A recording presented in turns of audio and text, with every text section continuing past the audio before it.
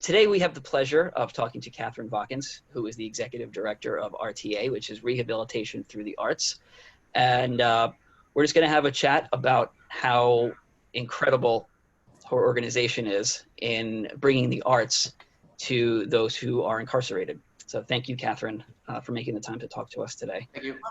I'm delighted, not only to talk about it, but as the founder and director, it's really been my life for the last 24 years. So when you're given a chance to talk about what's kind of evolved for your past 24 years, I'm happy to do that. So thank you so much for the invitation. Really is our pleasure. So why don't we start talking about your involvement and how we started, and let's go back to the beginning. Can you give us a little bit of background on yourself and then the organization as well, and how you came to find yourself involved with it? Okay, so let me try to condense it down.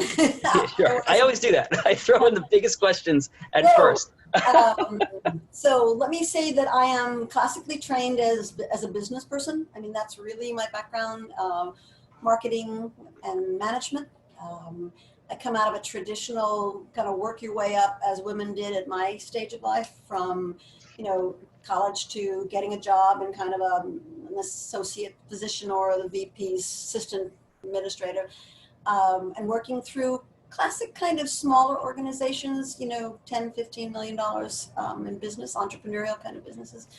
And eventually met and married a man, and we decided to form our own international marketing and management company because he was European and I'm American, and we had learned a lot about, both of us are marketing and management specialists. And so we thought, okay, let's do our own thing and not be answering to somebody else. So we set up our own international marketing and management business that was basically in the world that we call home furnishings. And that's sort of anything that you put on a table, a rug, furniture, couches, dinnerware, whatever. And that was both of our backgrounds. And then we found clients around the world, which was really fun. And we were consultants to them for a good solid 14 years and built a small business that eventually got to about 2 million in revenue. And then this partner slash husband decided to have a midlife correction. I call it corrections rather than crisis, in which he said, I can't do this anymore. I really can't. I got to do something that's much more important to this world than just making money for clients. Like at that time we worked for American Express and JCPenney. And so it was like, I want to do something more important. And that was like, whoa, okay, where did that come from? But for those who have maybe been through that famous midlife correction in your 50s, happens very often to men, where they jettison their wives and their homes and get a red sports car and drive across America. That's not what he did. What he said was, I can't do what I'm doing anymore. And I said, okay, so figure out what it is. And in the meantime, I'll run the business and we'll make it work somehow. And to this day, he always sort of congratulates me for not throwing him out from making this call. He didn't get the sports car and he didn't get rid of me, but it was seriously some tough times, you know, where your partner decides that, you know, working on the streets of New York with the homeless or digging wells in Nicaragua was really more important than our business. So it took a little bit of thinking. And that's where we could get much more deeply involved in the story, but I won't. I often say to audiences when I talk about RTA that most women go to prison because of a man. And it's true when you look at women who are incarcerated. In my case, I ended up in prison because of a man too. He, in this midlife correction with already an advanced degree from Europe, decided he was going to go back and get first his master's and then his doctorate in ministry. And this was a huge shift. So he did that. And in the course of that, he worked with an organization in New York called New York Theological Seminary. It is the only seminary in the country that runs a master's program behind the walls of Sing Sing. So he was volunteering his time teaching part of that course, which is it's a theological, sociological course. So people end up coming out really to work in the sort of social sciences world. And he would come home and talk about these extraordinary people he was meeting inside the walls. And, you know, most of us, and I'll make a broad generalization here, most of us as middle-class Caucasians have very limited view of who's behind the walls, other than what media presents. And so he was coming home and talking about, you know, philosophical people and and how these great long conversations, you know, when they were talking about world religion or the sociology of the streets of New York. So one day he was allowed to invite in some outside guests to Sing Sing, and I was one of them. And I must admit that night I was blown away in terms of listening to his class talk about whatever they were doing at that time. It was a study, but there were like 15 community guests and I was one of them. And it was each of the men got up and spoke some point of story, or not their crimes, but who they were as people and what this program meant to them. And it just kind of blew away the myths and stereotypes we seem to have about who's behind the walls. And I'm not even sure that I recognized until that point, you know, the lens that we look through as Caucasians, that most of the people in prison, at least in New York State, are brown and black. 88% of the population is basically brown and black people. And that's what we see in media. So after that, it was like, oh, well, I'm not sure what I wanted to do, except I wanted to learn more about what was so interesting at that to him. And that meant studying the criminal justice system a little bit. And that was during the time, you know, 95, 96 was the time of the, you might remember, but under Clinton, they pulled out the Pell and TAP grants. And those were grants that funded post-secondary education across America. So that basically meant colleges could no longer be paid for teaching inside the walls. And so it wiped out post-secondary education across the board, all through the United States. And which was pretty sad because most people with some college come home from prison and then stay out. I think if you don't know, depending on which statistic you use, but generally Department of Justice says about 67% of the people in prison return within the first 3 years for a multitude of reasons. And so that added to the issue of how tough recidivism, the return to prison rate is. So I came back out, I began to learn more about it. It didn't make a major shift in my life, but it was sort of a subconscious thought about the millions of people who are behind bars and what isn't being done to change their lives. Now, I probably should segue here and say that I have a very shallow history in theater. Okay, all through school I was interested in it. So I was in the drama society here and the drama society there. And I did a little bit of community theater. And when my partner and I lived in Tokyo, which we did, I was part of the Tokyo International Players. But I never thought I would do anything other than read the arts and leisure section of the New York Times first. I mean, that was really my commitment to theater. And of course, going to theater when we could.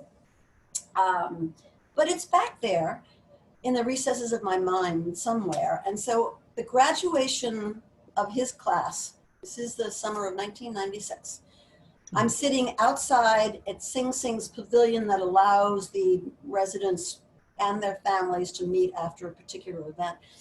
And I'm sitting talking to his teaching assistant, who was a man doing a lot of years in prison and who died in prison. And I, out of the blue, said, Talib, is there any theater going on here? And he said, not for the last decade. And I said, do you think there'd be any interest? And to this day, I don't know why I asked that question. I think it's one of those, okay, the universe is talking to you. It was not done from, quote, prison ministry, because some people say, well, your husband's a minister, so therefore you must be doing prison ministry. And I say, no, no, no. We're a completely secular program. You know, everybody comes, they're welcomed, you know. But I asked that question and he said, well, yeah, there's a lot of talent here. Would you be interested in coming to talk to us? And I said, sure. I don't know why, I just did. And so 3 weeks later, I'm sitting in a room at Sing Sing with 8 men who wanted to write a play. And they wanted to write a play about what they knew best, the hood. At that time, HIV and AIDS was very big, 1996. They also wanted to write about denial and violence, but also the power of the human spirit to overcome and to transform. And they had learned through their year study with my partner husband that I was a woman who got things done. That was what he sort of conveyed. And I guess from a point of looking back, I would say I made a very good producer. I mean, that was really how I worked. I was a project manager and a producer and a consultant. So I said, okay, I will convince the Department of Corrections in the state of New York that we should start a theater program at Sing Sing, and I did. I wrote a proposal. 3 months later, we had it approved and we were allowed to have a workshop. And I thought, Wow. okay, so here I am with fairly little knowledge of how to get people up on their feet to produce a play, because that's what it was going to be.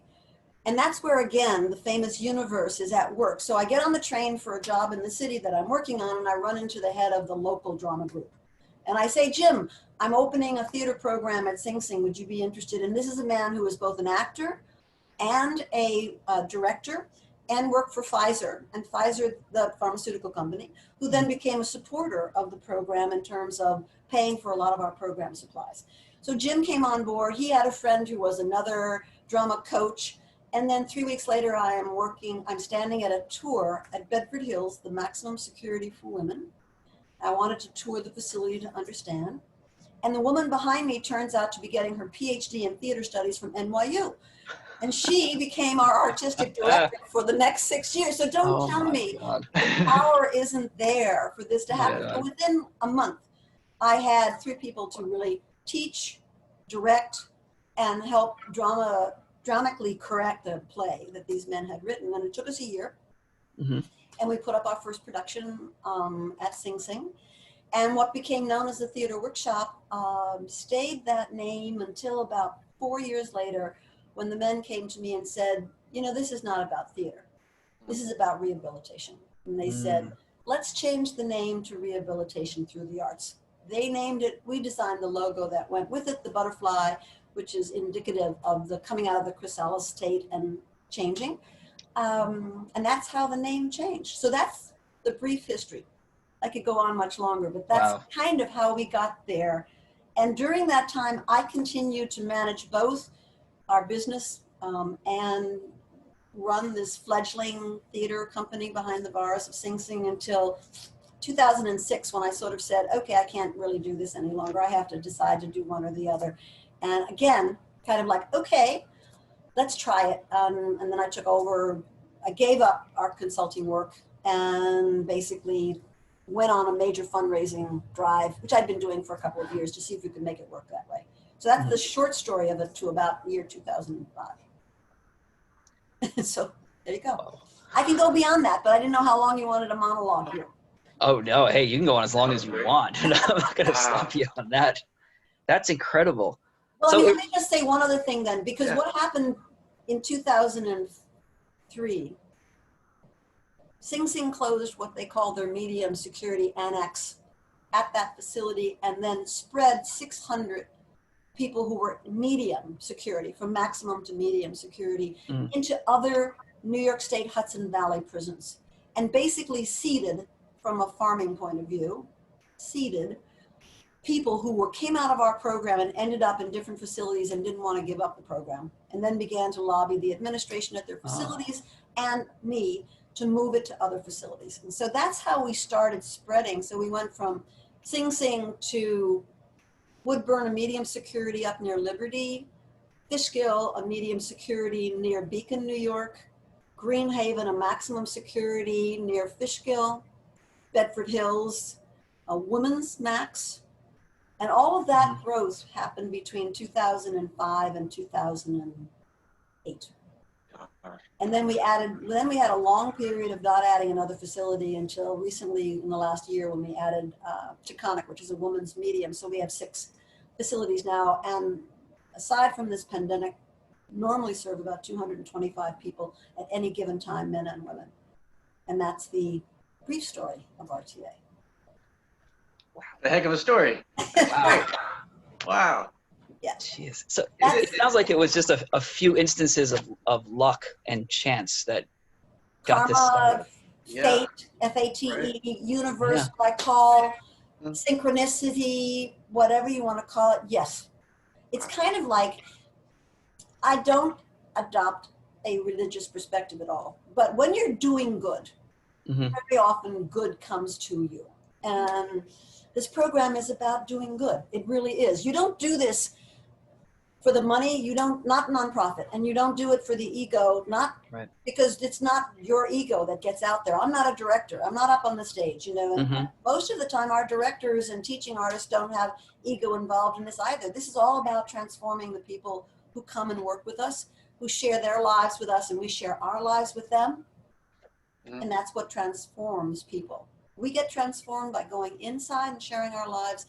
The folks on the inside transform their lives by sharing ours and what we can give them in terms of information they didn't have. Mhm. And they in turn give us information about what it means to live a different life than we live most of the time. May I ask, is it only in retrospect that you see these kind of interesting series of fate, or are you aware of it at the time while it's happening? Maybe that's a silly question, but I'm just curious about that now that you mentioned it. I think I'm aware of, to a great degree, I think I understood it, Mike, when I had those series of 3 people who appeared in my world very soon after I Mhm. filed and got the proposal passed. The man I met on the train, the woman I met, at Bedford, that I turned around and I said, well, that's something's at work here, Right. because soon after that, somebody called and said, hey, I heard about your organization, and I'm, he was a licensed drama therapist, and he said, is there anything I could do to help out there? Those things happened. That was very clear. I didn't see the seeding of people moving from the Hudson into the Hudson Valley. It became clearer as I began to recognize a year down the road, 2 years down the road, these folks who were saying, you have to come here and you have to talk to these people in the administration. I think the other kind of really important thing that I didn't truly understand until later was a collaboration that formed between RTA and NYU's theater program called Educational Theater. It's a master's program that NYU has. And in that, they basically train their graduate students to deliver performance theater as a educational tool. And so what I learned from that was, and that took a while to understand, was that bringing on teaching artists who had not taught, just let's say a director or an actor. We used to have a lot of directors or actors who just want to come and, give their time. But if they don't know how to teach the art form, then they're not really engaging us in the way, because RTA is not about learning to be an actor or a singer or a visual artist, but using the art form as a vehicle to learn life skills. And that has been our focus. And I think NYU's participation with us helped us to crystallize that. And it took a couple of years to recognize that. That's because I had to see the process happening. But that's really what it was. And that shifted our whole way of attracting teaching artists after that. You have to come from a teaching background. You have to be an artist, and you have to have taught with marginalized populations. And those are the 3 most important criteria before you start to teach with us. So looking back over it, and then how it changes us as human beings, that's taken a lot of time, because you can't just, you sort of know it. You sort of know something is happening, but you can't verbalize it. I remember one time at Sing Sing, after only maybe 4 or 5 years, working with a variety of people, and one man in particular, I remember his nickname was Buzz, and I didn't recognize it, but within the culture of African Americans, they can refer to their brothers and sisters by their skin colors. So he was often referred to as the dark-skinned one, which God forbid a Caucasian would never do. But so he was very serious, and he would hardly ever smile or talk or anything. And one day I remember very clearly, we were behind stage in one of the rehearsals for something we were doing, and he walked up to me and he cracked this extraordinary smile, and I think I might actually cry. And he said, I always wondered what your agenda was. And he said, now I know there isn't one. And I still, to this day, 15 years later, it was just so profoundly interesting, because the very fact that we as mainly Caucasians go in and spend time with marginalized populations who traditionally have been told they were no good, oppressed by white folk, then find themselves joining as a team in which there is no condescending, there's no patronizing, and they understand that we're peers within a learning experience,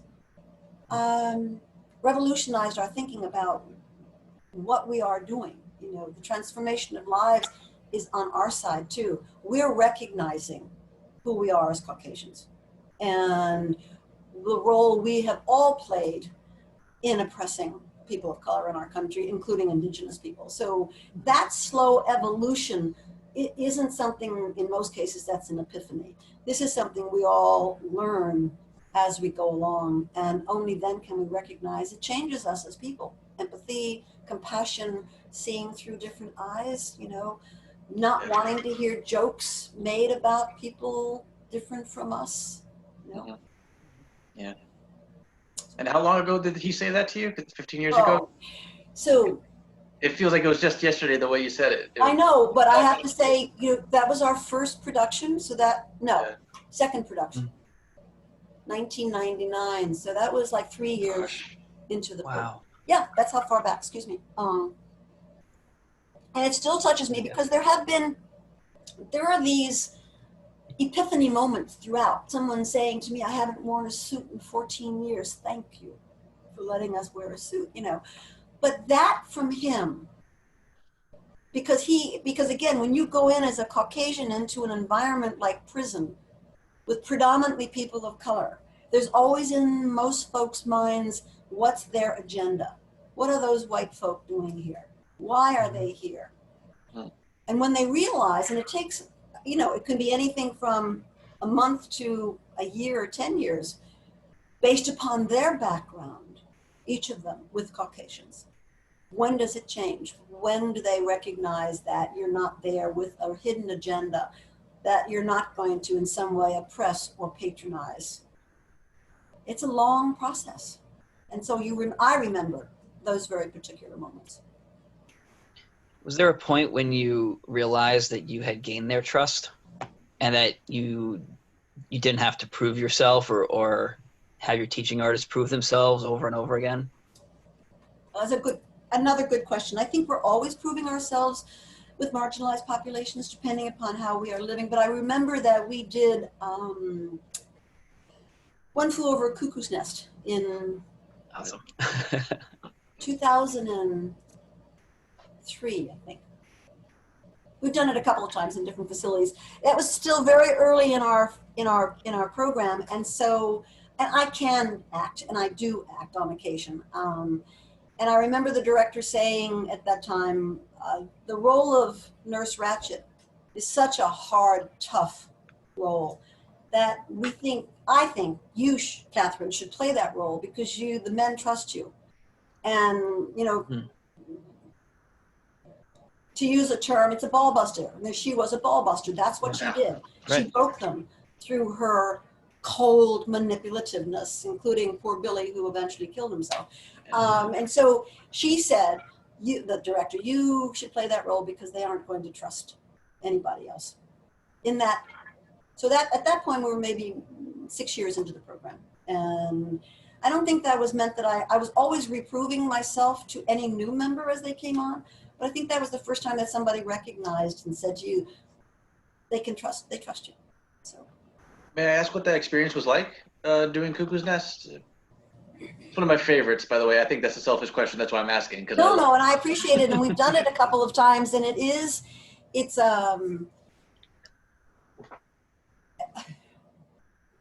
there's so many different thoughts, Mike. Thank you for asking that. But what butts to mind before I would say something about my role would be the person who played the big sort of Native American role. Yes. Chief, or whatever his name was played by a very good friend who's now on our board after having spent 15 years inside the walls, Sean Dino Johnson. And, you know, there's a scene in which he stands at the window and he can almost hear the geese honking because he came from a tribe in, I think, Oregon or Washington State, you know, and he played that in such a convincing manner that when he was in the yard, now we're talking Sing Sing. Sing Sing has a very tough reputation. But he's a big guy. He's like 6'6" and 240 and had that time very long dreads, you know, and he's out in the yard and he said some of these thugs, which is a term that people can use about other people inside prison, came up to him and he said first thing he wanted to do was sort of see where his back was and who was with him. They said, hey, you know, I saw you in that show. And Dino said, yeah. And then the guy said, you know, when you did that scene, I'm going to cry again. When you did that scene and you heard the geese, he said, I could hear them too. Now, there were no geese sounds. Wow. But the way he changed that scene was because he brought the emotion to that. He was a natural actor. He's not an actor today. He's now the vice president of a big social service agency organization. But he was like a leading actor for us. And that kind of a reaction from our participants in the audience. Mm-hmm. Or the scene, if you know August Wilson's Jitney well enough to know, it's mm-hmm. about a man who's running a taxi company whose son goes to prison for murdering someone. And he never went to visit him for lots of reasons, and I don't have to get into the whole play, but the story unfolds in a way that the father explains why he wouldn't visit him in prison. And that man playing that role again in the yard with somebody who come up to him and he said, now I understand why my father never visited me, because I shamed him to such a degree as a member of the church. And I was raised in the church, and I still did what I did, and he never came to visit me. And now I know why. Those impacts in our audience is why we do this work. And the impact that those moments make for the people who are in our program those are what we live for. That's what we do. So back to playing the role of Nurse Ratched. I mean, I am basically a pretty nice woman in general. I mean, I can say that. I have a lot of patience, and I don't get angry too easily, and I don't carry grudges and that kind of stuff. So I still remember that there's this kind of controlled anger that sort of percolates in Nurse Ratched. She never shows it, mm-hmm. but it's what motivates her to be the killer that she is, in a sense. And I couldn't bring that kind of emotion up there, so that the director said, what you need to do is really get angry, but hold it in, so do something that so I ended up going out, this was in the fall, and I remember I was raking in the backyard, and I would get angry, and I would yell at the wheelbarrow, and, to get this emotion up. I remember my husband leaning out the door and saying, are you okay out there? All I can see you doing is yelling at the wheelbarrow. Is there something wrong? So, yeah, playing the role of somebody who had really no compassion and no empathy for the people she served was hard for me. Mm-hmm. Being responsible for the death of a young man because of the way I treated him was really hard. But I must admit, I also enjoyed the opportunity to play a role that, very few people get to play, and it's really very, very special role to play. So thanks for asking about that, Mike. No problem, Catherine. You're going to make me cry now. So that was really wonderful. Thanks for sharing that. You're welcome. Gosh. Wow. Is your level of involvement still like that? Like how involved do you still get with the art? Good question, David. No, my level, and that has been a really, really hard evolution for me, mm-hmm. from being the person who starts the program and gets it running and gets the people involved and is everything, costume maker and whatever, to today where we have, 25 teaching artists and a team of 7, who are help to run the program, and we're in 6 facilities, and we basically work, except for maybe 6 weeks a year, hot summer days, because we're not in the facilities between Christmas and New Year's, to evolve out of all those moments of being with the people, men and women we serve, which is what feeds you. Mm-hmm. So often why an ED has a problem going from the entrepreneurial part to being an administrator. I mean, I can do the administrative work. I miss that. I miss what fed me on the inside. I even miss the hemming of the stupid costumes that I used to do. And so that really, really is an important question. I do, when we're not in this pandemic, I make a point of going in once a week somewhere, just so I can be fed by this. Mm-hmm. So it's not only feeds me as a human being because of that interaction, but hey, come on, it's ego too. I love the respect, the community, the admiration, Catherine's in the room, how could one not? They call me the the godmother in some cases and the big homie in others. You know, homie is a term for in prison when your homie is the guy in the next cell, you know, so I'm the big homie at Greenhaven. So these are things you can't, you know, I can admit, you know, as a woman or as a person, your ego's in there also. I miss the interaction a lot. But in order for us to grow, I have to let go and I have to give others the chance to do this. So thanks for asking that question. When you go to visit when you do your weekly visit, do you get involved in the creative process, or are you there strictly as a person to watch? None of us ever audit. None of us audit a class, meaning if we have a program director and a program manager and another program manager, we would never, you come in, you participate from the check-in to whatever activities they're doing always. Okay. Me too. In fact, I really enjoy that the most. I mean, you know, when you do the name games and gestures, you know, or theater games, and that's fun. That's fun. Dancing is fun. Yeah. So yes, we always participate. We show that, you know, we're never gonna, I also believe in something that the man who created Habitat for Humanity taught, which is servant leadership. Servant leadership to me is, it's not hierarchical. We are somewhat team-based. We are experientially peer-based inside the walls. I'm not gonna ask people to do stuff that I wouldn't do. They can just do it better than me, that's all. So what do you do for your creative outlets now? If that's what you used to do, like what do you do now to kind of explore creativity and imagination and have fun? That's another good question. I'm not a workaholic, but I would say that when your work gives you such satisfaction on so many levels, that the idea of needing a kind of creative, remember again, I am not a creative person. I'm not the artist, the director, and as a producer, I'm really good because that's what I do as a businesswoman. I'm a really good negotiator, and that's incredibly important. So I get a lot of self-fulfillment out of negotiating with the Department of Corrections and getting something resolved, you know, resolving relationships, issues. You know, I love to walk. I'm a big swimmer, you know, but my creative outlet is not necessarily an art form beyond yoga, which I really enjoy and doing.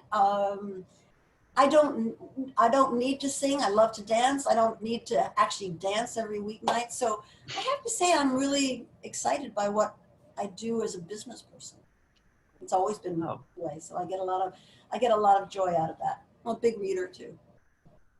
That's really important, I think, to get satisfaction out of your work. Because then does it feel like work if you really enjoy it? No, and that's really it. We also push people to, especially our teaching artists. I mean, going to prison drains your life force. When I would do that 4 nights a week, I would really, really be in trouble by the weekend in terms of my sensitivity. I would cry too easily, and you'd know that's when you go inside prison, it's a lot of you're losing a lot of energy through the neediness of the people that we are working with, and the negative energy that prison provides. You know. So we always insist on our TAs, teaching artists, you know, beware of self-care. Take care of yourself. Process when you come out of the facilities, preferably with somebody. Process on a piece of paper. I think that's really important for everybody. And for those who are actual artists who come inside, they continue their art forms, whether they're you know, dancers or singers or teaching visual artists. So. That actually kind of led to a question I had. You kind of already answered, if you take those emotions home with you sometimes. I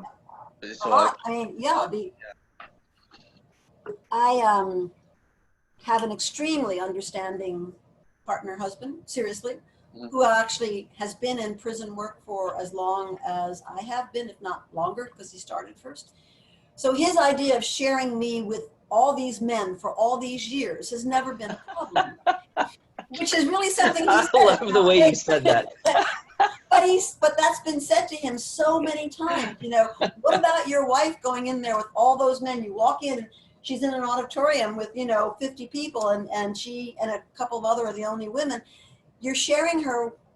And so because he understands the prison system and the people we serve and the desire on his part and my part to be part of their lives, really becomes an important aspect of what you take home. So if I come home, Mike, and I am, you know, most of the time I go now at the end of a long day, and I was like, oh, now I'm going to prison. I know I'm going to love this when I get there, but oh my gosh, I'm going to prison again. So now I'm up at 7 and I don't get to home until 10. You know, it's like, but I'm enervated because every time I go inside, it's like, oh, it feeds me. Yeah. And then of course, boom, the next morning I'm like, you know, so he's very understanding, almost always very. And I think that's what you need. For those of us who spend a lot of time in prison, you really have to have understanding partners, because it takes a lot out of us. And we give, and and we're satisfied, but you're drained. There's a lot that comes out of you. So thanks for asking that. You mentioned a lot about your teaching artists earlier. I'm very curious. Are there any that really stand out to you? Like how do you find them? Do they come to you wanting to do this work?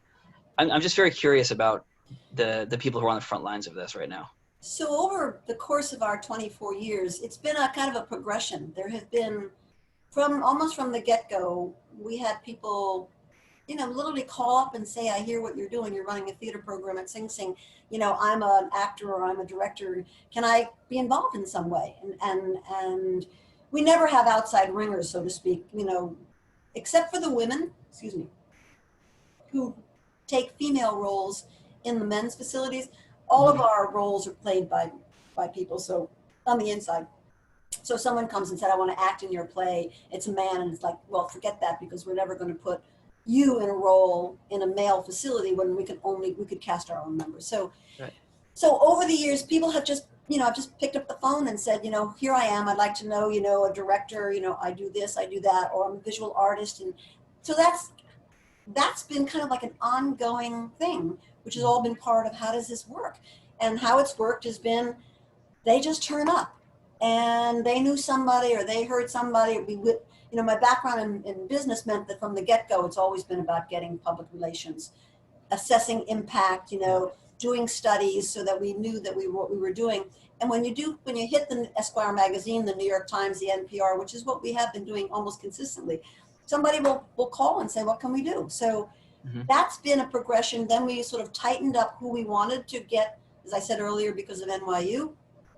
Yeah. Educators, teaching artists, and people who've worked with at-risk populations. And so that we got a lot through the NYU collaboration, people who came in and stayed with us.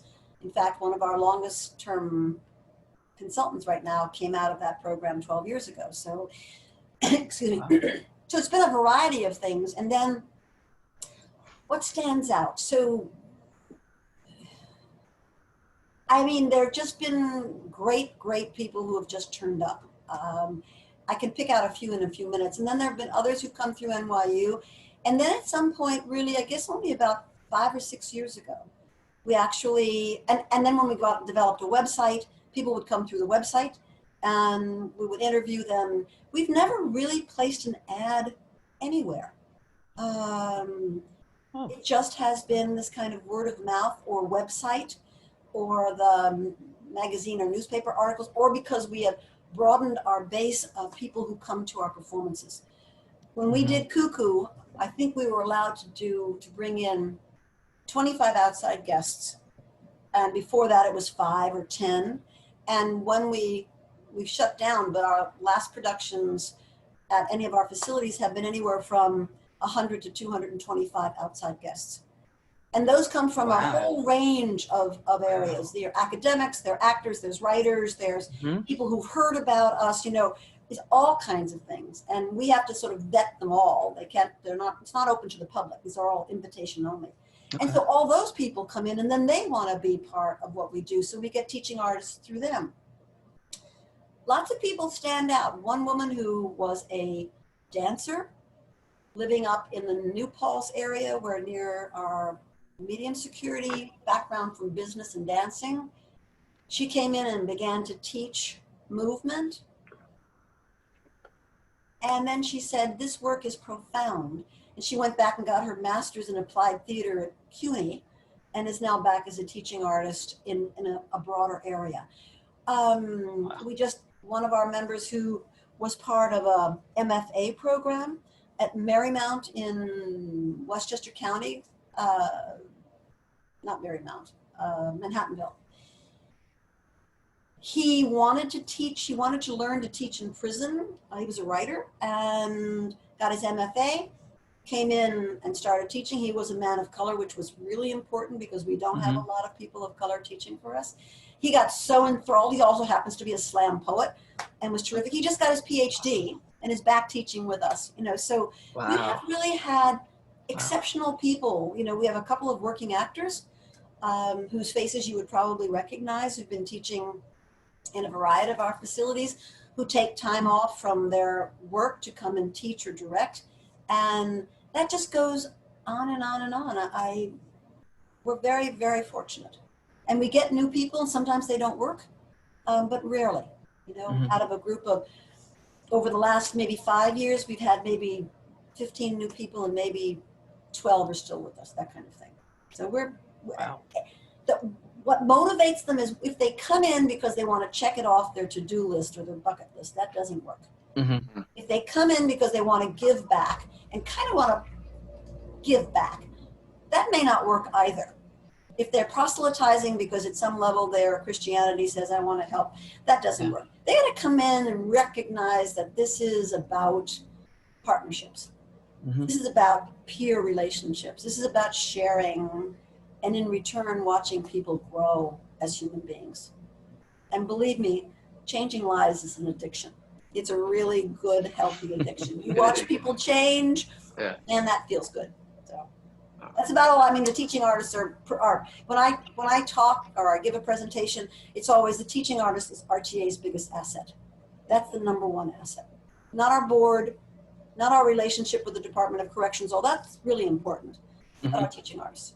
Because if they're not good, then they're not delivering the right things, and our folks are not learning, not giving back. That's it. That's our secret weapon, the teaching. Was there because you've done so much. Is there ever a moment where things get so difficult and you're like, oh, here we go again? I mean, what keeps you going through those moments where maybe there's a challenge? Because the spirit you're showing is really incredible. So I was just curious about that, because sometimes people face a challenge and they're like, all right, I'm not going to do it. But I'm sure there must have been a lot of challenges that I'm thinking, pushing through. Good question, Mike. I'm thinking, you know, there's challenges all the time running a nonprofit, always. You know that. There's never enough money. You know, you have to build your foundation base. I think that in 2003, when they shipped 600 people out of Sing Sing, and the superintendent at that time said, you know, this program probably isn't going to work because a lot of the people we shipped out were medium security, and medium security have greater mobility in a maximum security prison. You should maybe expect that it's, well, yeah, that's right. We didn't think it was going to work, and then it did. I mean, we just found ways around it.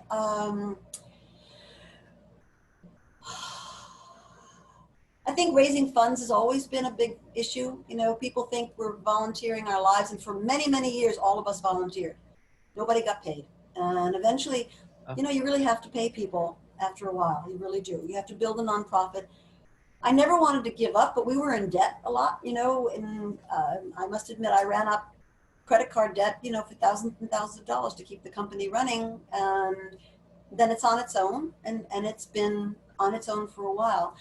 I think this, in March, when we were told, well, first thing is that we said we can't go in any longer on March 12th because we don't know what we're doing. We don't know as outsiders what we might be doing to our folks. Now here's the tension. Before I say that, let me say that.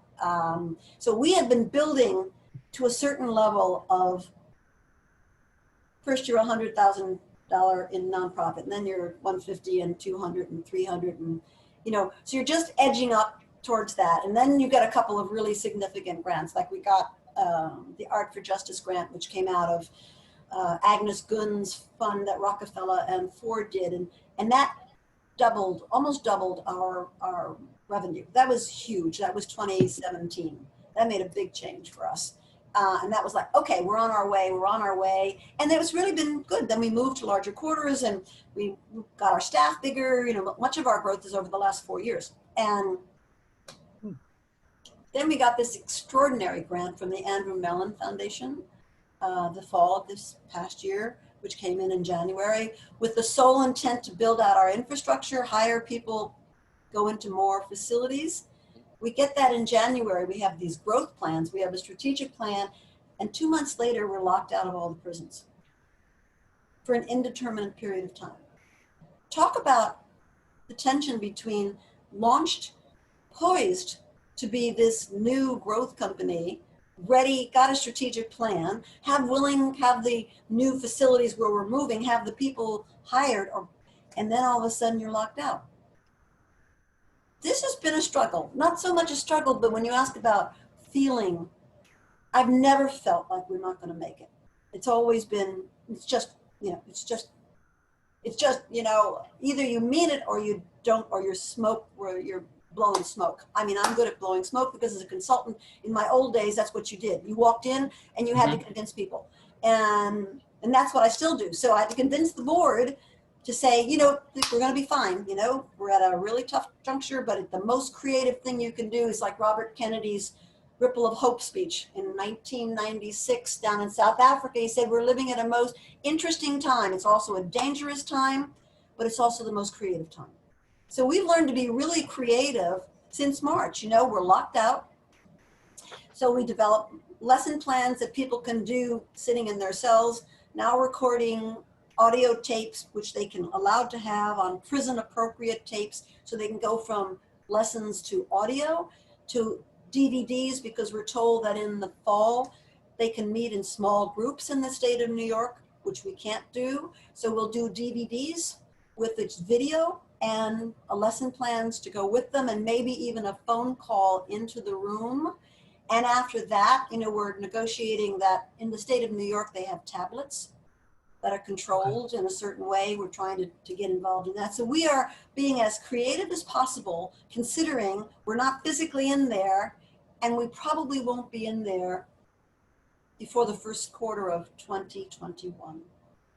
And so, oh, wow. Which is what administrations are saying is, we don't know when the vaccines are coming in. We don't know how to test everybody. And if you test everybody one day, they could change the next day. So it's also an issue from RTA's point of view. When do we ask our staff and our teaching artists to put their life on a line by walking in someplace? I don't know. So, I mean, these are questions that are not known, but RTA is financially fortunate because of the foundations that we work with who believe in us, are saying, we're very flexible. What do you need to do? So we're not in a financial issue. It's more a strategic issue of how do you maintain the motion when you're not inside doing what you did best. And we've also the money that we got from the Andrew Mellon Foundation allowed us to launch a project we've been working on conceptually for 5 years, which is aimed at helping people in prison come out and stay out better. And a lot of that can be done without having to be in prison. I can't explain too much of it because it'll take too much time, but it's a very special diversification project that can be continued on the outside because it's writing scripts and developing scenes around the major issues of what you face coming home and how you'll face them better. So we are doing that, and that's helping us sort of move that along. So that's probably been the biggest bump in the road in terms of what to look at, along with the various bumps because you didn't have enough money and you couldn't hire the right people and that kind of thing. Thank you for answering that. Thank you. No, but I think the goal, I think one of the things I've learned is that the partnerships you make in business, it's all about negotiations. It's never adversarial. It's always got to be win-win. So whether we're talking about teaching artists or we're talking about Department of Corrections, we're talking about win-win scenarios in relationship building. Are there any, I know you said that there was an alumni type program that you're doing with people who are out.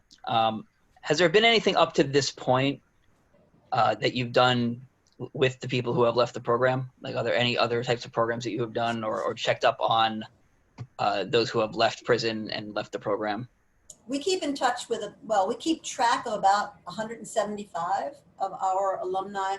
We have a proportion that have been deported, some who've moved out of state, but generally, probably of more than 800 who've gone through our program over the years. We've never kept exact count, but 800 or 900 have gone through the program. We probably can keep track of around 200, and out of that, somewhere between 20 and 40 are pretty active in this around the Metro New York City area for us.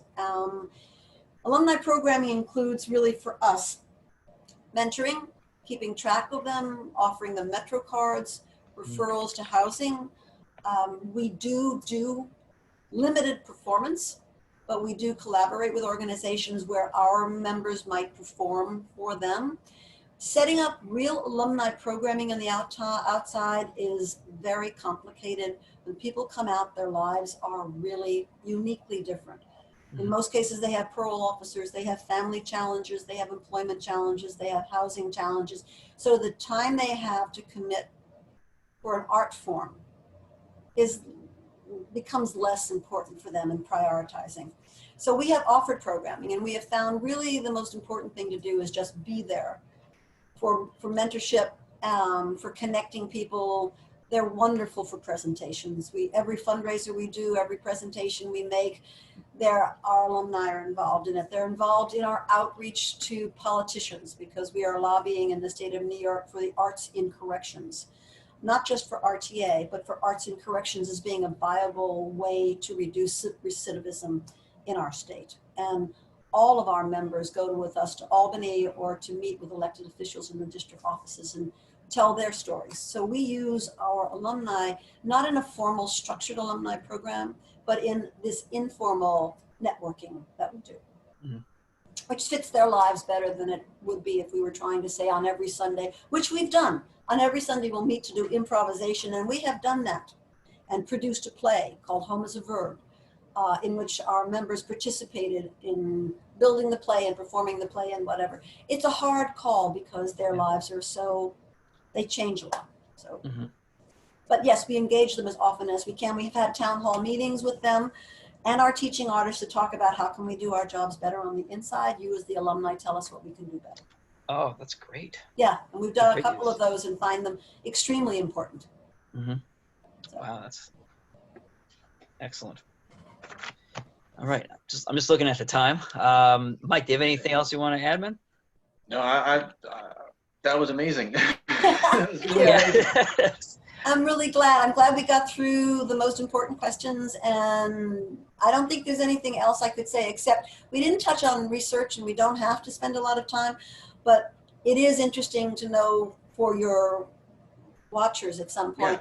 Yeah, RTA's has had 2 independent, what's called evidence-based research programs where you have a control group that match with your membership group. And in the first study that John Jay College did, proved that our members have better disciplinary records on the inside. They're better citizens with better coping skills and anger management skills than a control group who's not in the program. And the second study done by SUNY Purchase proved that our members learn quicker, meaning they finish their high school equivalency diplomas faster and get into college where it's available in prison and do better than the control group. So impact assessment is part of what we do. We know the program works. We know our recidivism is less than 7% compared to New York State, which is about 42%, and nationwide, depending upon the study, 67%. Wow. So we know the program works, and I'm proud of that. So I think that's a nice way to end. It's perfect. Hey. Perfect. If there was ever a mic drop moment, that was it. Thank you both. I've really enjoyed the conversation. You're great listeners. I love watching your reactions to some of this, and thanks for letting me get teary-eyed there also. Oh, that's what this is about. That was wonderful. It's about people talking about their passions, and you are clearly passionate. My pleasure to be involved. Keep me up to date at what's going on with what you're doing. If I can step in any place or even refer others within our group, I'd be happy to do that. Or our alumni to speak too. All right? Oh, please. That would be wonderful. And I hope we get to see you guys in person one day, and I hope we get to work with you at some point. It just sounds remarkable. So I would look forward to that. Thanks for being part of this afternoon. Thank you. Thanks. Stay safe. Thank you, Catherine. Bye-bye. Bye.